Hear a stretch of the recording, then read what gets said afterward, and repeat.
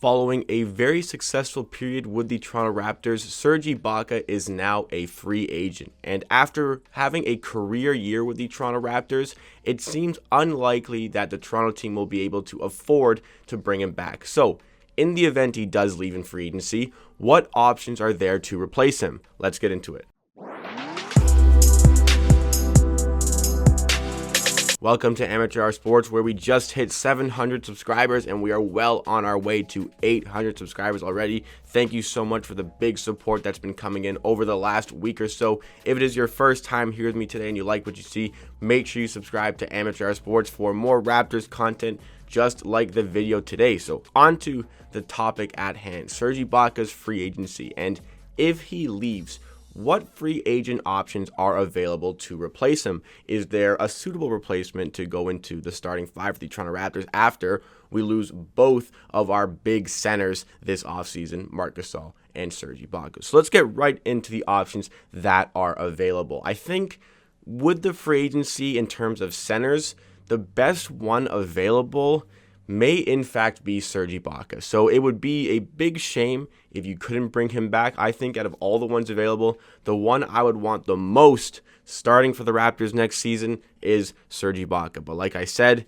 he's going to want to secure the bag. The Raptors are going to probably want to offer him a one-year deal to stay in Toronto, but Serge Ibaka, after a career year, is probably going to want to sign a 4-year deal, secure the bag.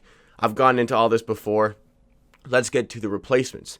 The best replacement that is possible to get this offseason is Andre Drummond. He got traded from the Pistons to the Cavaliers, where because of the lockdown, he only managed to play 8 games with the Cavs. But Andre Drummond makes a lot of money for a guy who does not cater towards the modern NBA. Can't stretch the floor at all, just, a classic big Andre Drummond. And he has a player option this summer to stay with the Cavaliers, which will cost them $28 million. In fact, over $28 million.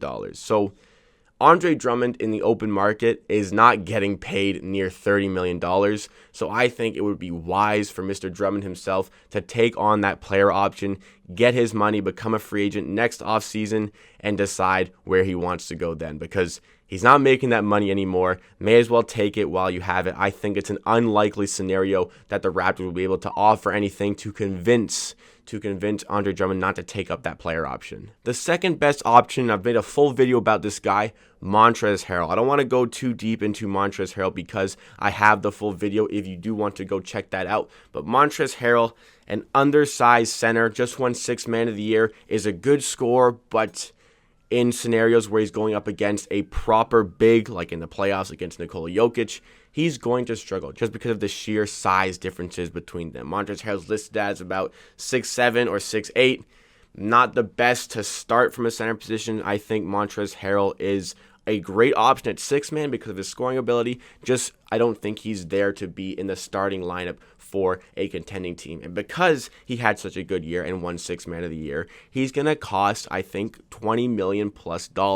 That's just something the Raptors cannot afford to pay a guy right now when they're trying to gun for a max free agent next offseason. But again, I don't think he even fits the Raptors system and what they want to accomplish. I don't think he gel well with the personnel that we have currently. I just think it's a bad option to go for Montrezl Harrell, despite his talent. And, he still wants to stay with the Clippers. The Clippers want to bring him back. It just doesn't make sense for me to go after Harrell. The next option is a veteran with a good amount to offer, Derek Favors. He just got traded last offseason from Utah to the New Orleans Pelicans, and he is a free agent this year. Derek Favors is another guy who's maybe slightly undersized, but still gets rebounds, is a decent defender, decent at putting the ball in the basket, just another classic center. But because his price won't be that expensive in terms of giving him a contract, I feel like this is a good player to bring in for the Raptors. I think that Derek Favors would fit nicely in a starting 5 with the Raptors, maybe get a big on the bench who can stretch the floor a little bit better if you want to have something different, because Derek Favors definitely is a guy who cannot stretch the floor. Favors has had some good years with Utah. At certain periods of his career, he was putting up more than 15 points per game. Last season, only averaging 9 points with the Pelicans, but again, the NBA is kind of trending away from this type of big. but I still think he has good stuff to offer for the Raptors because of his ability on defense, his ability to rebound. I just think the Raptors should definitely consider this guy if Serge Ibaka leaves in free agency. Another center who is a veteran presence who has a similar skill set to Derek Favors and what they bring to a team in terms of defense and rebounding, Dwight Howard. I think Dwight Howard really rejuvenated himself this season, showing him to be a good role player. Not what he used to be, obviously, that insane player he was on Orlando, and then deteriorating slowly over the rest of his career. But he's showing to be a decent role player, though I still think he's going to want to stay in LA. I feel like LA is going to want to bring this guy back, but, Dwight Howard has given respect to the Raptors in the past. Before the playoffs started, he thought that the Raptors were going to go to the NBA Finals with the Los Angeles Lakers and compete for that championship. So he's shown respect to Toronto a very short time ago. He likes the Raptors. Maybe if the Raptors want to go after him, though he's a little bit older, they want to go after him to be a great rim protector, be a rebounder, and sometimes put the ball in the basket. I think that's not a bad fit for the Raptors, but if I had to choose between Derek Favors and Dwight Howard, I would definitely go for Derek Favors. Another decent option at center is the Canadian guy, Tristan Thompson. He is also a free agent, and because the Cavaliers are likely going to be paying Andre Drummond a lot of money this year, there's probably no need to bring Tristan Thompson back. So every time there's a Canadian player available, everybody is going to link them to the Raptors, but I do not like what Tristan Thompson brings. He's a good scorer, good rebounder, but he's not a good defender. When you look at guys like Derek Favors, when you look at guys like Dwight Howard, good defenders. Tristan Thompson, the Raptors try to make themselves this defensive superpower, being one of the best defensive teams, if not the best defensive team in the league. Tristan Thompson would not fit that mold. Lack of switchability, you could say the same for the other guys I've talked about, but I just don't like Tristan Thompson for the Toronto Raptors. I don't think that gels well just because of the lack of defense ability. Tristan Thompson, he's got his ring, but when you got LeBron on your team, I think that you're definitely at the advantage compared to other teams. I just don't think the Raptors should be tying up their money in this guy. Another good option is Hassan Whiteside, whose contract that Miami gave him, that stupidly large contract that Hassan Whiteside had, that is finally expired. He is a free agent coming off a good year with the Portland Trail Blazers, where he was leading the NBA in blocks. 2.9 blocks per game. This guy undoubtedly is a great defender. He is a great rebounder, just a true center.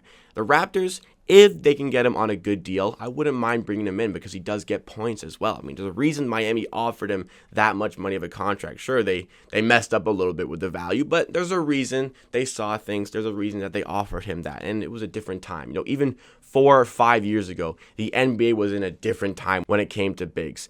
Now, it seems like all of them need to be able to stretch the floor. Hassan Whiteside is not a guy who can do that. However, as a starting 5-man who is going to get you rebound, is going to be defensive, is going to be able to put the ball in the basket, maybe run himself in the pick and roll.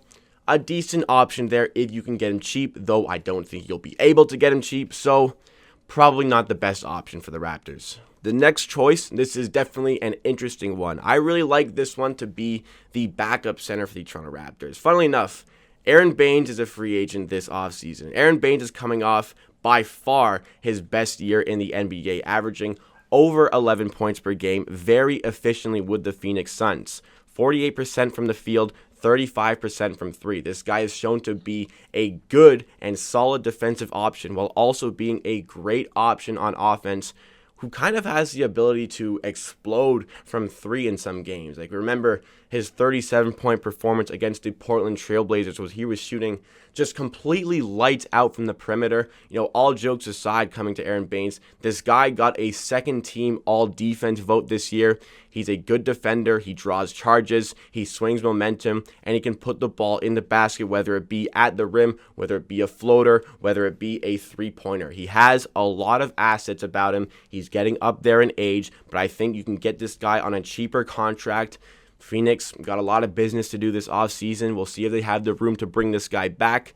But I think that Toronto genuinely should look at this guy to be their backup center.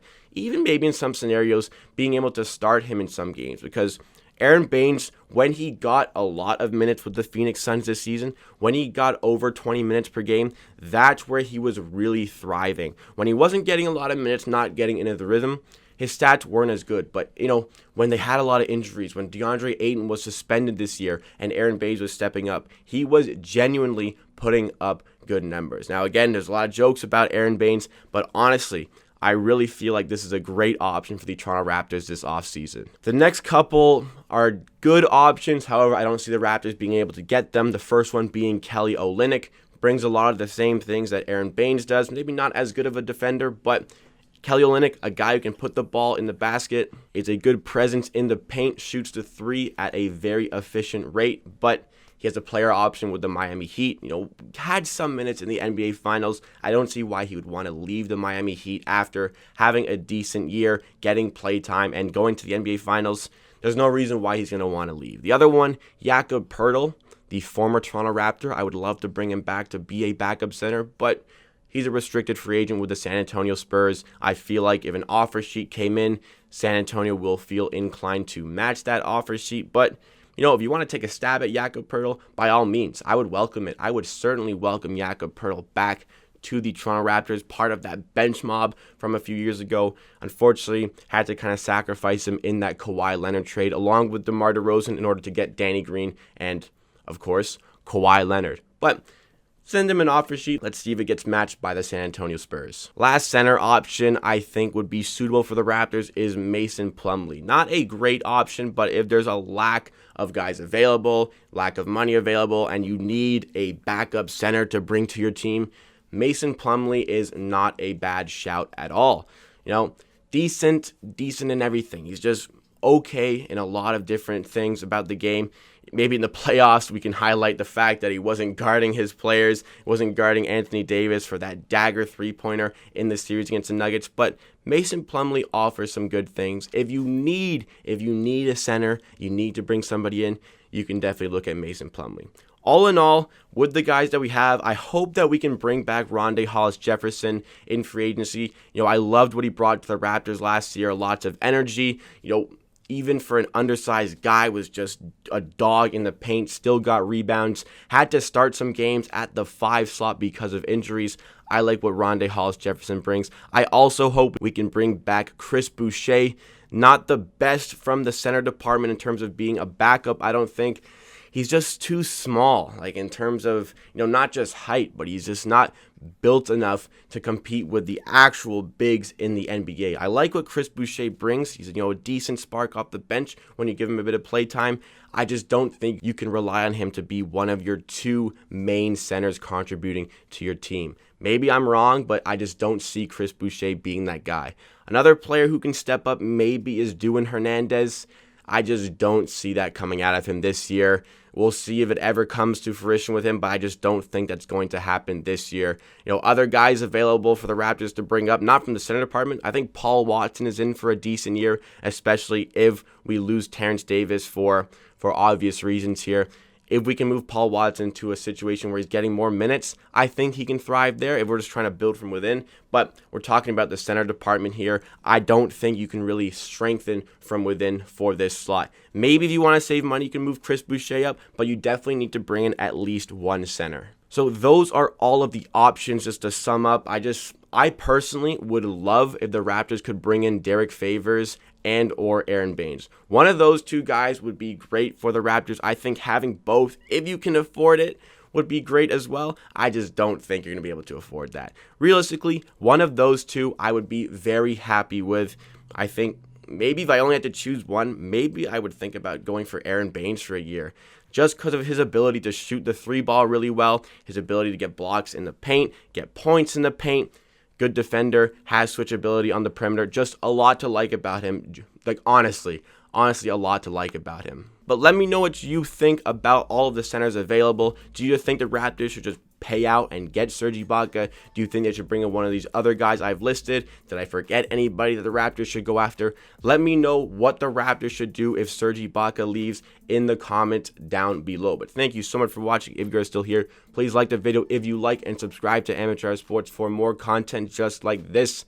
NBA content with a focus on the Toronto Raptors 4 days a week. Hit that notification bell as well to stay up to date with all that content. Thank you so much for all the support. We have quickly gone from 600 to 700, and we are now on our way to 800 subscribers. I really appreciate everybody who did hit that subscribe button. If you're interested, please do the same. At the end of the day, I believe what I say. If you disagree, that is okay. We'll see you again tomorrow for another video.